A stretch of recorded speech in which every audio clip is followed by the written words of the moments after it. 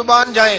حضرت سیدنا ابو بکر صدیق فرماتے ہیں میں تو محبوب کی ادائیں دیکھتا رہا ساری زندگی، میں ادائیں دیکھتا رہا۔ فرماتے ہیں مسجد نبی سے نکلے تو حضور ایک صحابی سے پوچھنے لگے بچے کہاں کھیل رہے ہیں، اور بچے کدھر کھیل رہے ہیں؟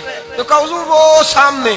کہتے نبی پاک نے کھجوریں ڈال لی جیب میں اور رسول پاک تشریف لے گئے اور وہاں جا کے حضور بیٹھ گئے۔ فرمایا دوڑ کے آؤ میرے سینے سے لگو، جو پہلے سینے سے لگے گا میں زیادہ کھجوریں دوں گا۔ دوڑ کے آؤ، بچہ دوڑا آیا، نہ جانے وہ حبشی کا ہے نہ جانے وہ کس کا ہے پتہ نہیں، کہتے مٹی سے بھرے ہوئے بچے دوڑے آئے، حضور کے سینے سے لگے، نبی پاک گر گئے اور پھر حضور مسکرا کے فرماتے میں نے سینے سے لگنے کا کہا تھا تو انہیں تو مجھے گرا ہی دیا ہے سینے۔ حضرت انس بن مالک رضی اللہ تعالیٰ عنہ فرماتے ہیں میرے بھائی نے چھوٹی سی چڑیا رکھی ہوئی تھی۔ حضرت انس کہتے ہیں میرے بھائی نے چھوٹی سی چڑیا رکھی تھی، بھائی میرا بڑا پیارا تھا، وہ چڑیا اس کی مر گئی۔ نبی پاک آتے اور آ کے اس سے اکثر پوچھتے ہو تیری چڑیا کا کیا بنا؟ کہتے ہیں وہ معصوم سا چہرہ اپنا چہرہ پھلا کے بیٹھ جاتے، کہتے حضور کیا بتاؤں وہ تو مر گئی ہے۔ کہتے ہیں حضور پھر آتے 4-5 دن کے بعد اور کہتے ہیں وہ تیری چڑیا کا کیا بنا ہے؟ کہتے ہیں وہ پھر چہرہ پھلا کے بڑے غور سے دیکھتے۔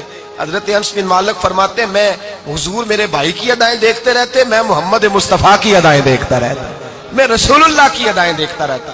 بچوں کے ساتھ دلچسپی، بچوں کے ساتھ پیار، لوگ حضور کے پاس بچے لے کے آتے، میں حدیث سیاستہ سے دکھاؤں گا کہ بچہ نبی پاک کے پاس لے کے آئے، غلام کا بچہ حضور نے گود میں اٹھایا تو بچے نے نبی پاک پر پیشاب کر دیا۔ بچے نے ابا جی کے کپڑوں میں پیشاب کر دے تو ابا جی تھپڑ مار دیتے ہیں، بلکہ اماں کو کہتے ہیں اوہو کیا ہو گیا، باہر بھی جانا دفتر بھی بیٹھنا تھا کیا بنے گا، بچے نے پیشاب کیا تو صحابہ کہتے ہیں حضور مسکرانے لگے اور مسکرا کے تو اس بچے کا منہ چوم لیا مصطفیٰ کریم نے اور اس کے گھر والوں سے کہا تم اس کے کپڑے دو میں اپنے کپڑے بدل لیتا ہوں۔ بس میرے رسول پاک کا بچوں سے پیار محبت اور یکساں محبت، یکساں۔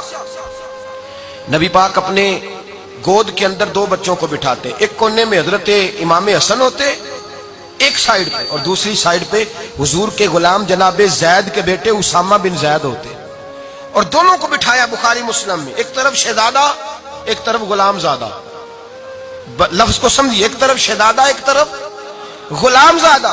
حضور نے دونوں کو بٹھایا اور نبی پاک دعا کر رہے ہیں، کہتے ہیں اللہ ان دونوں سے محبت فرما کیونکہ میں بھی ان دونوں سے محبت کرتا ہوں۔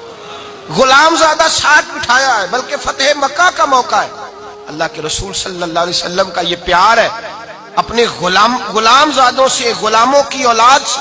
فتح مکہ کا موقع آیا تو صحابہ کہتے ہیں نبی پاک گھوڑے پر یا اونٹنی پر سوار تھے، اللہ کے رسول نے امام حسن اور حسین کو پشت پہ بٹھایا ہوا تھا، اور زید بن حارثہ کے بیٹے اسامہ بن زید جو حضور کے غلام زادے تھے انہیں نبی پاک نے گود میں بٹھایا ہوا ہے، ان کو آگے بٹھایا ہوا ہے۔ نبی پاک نے محبت یکساں فرمائی، تعلیم یکساں دی، حقوق یکساں بیان کیے، نبی پاک صلی اللہ علیہ وسلم نے پیار یکساں کیا۔ بچہ کسی کا بھی مل گیا، اللہ کے رسول سید عالم صلی اللہ علیہ وسلم نے یکساں۔ حضرت اقرا بن حابس رضی اللہ عنہ کہتے ہیں میں نبی پاک کی بارگاہ میں آیا، حضور بچوں سے پیار کر رہے تھے۔ کیا ہو رہا تھا؟ کرنا چاہیے بچوں سے پیار؟ جی کس کے بچوں سے؟ پکی گل کرے جی، تئی کوئی کرے جی، کن کے بچوں سے؟ چلو جنہیں بول دے انہیں تو کرو گئی نا انشاءاللہ تعالی۔ کس سے پیار کرنا ہے؟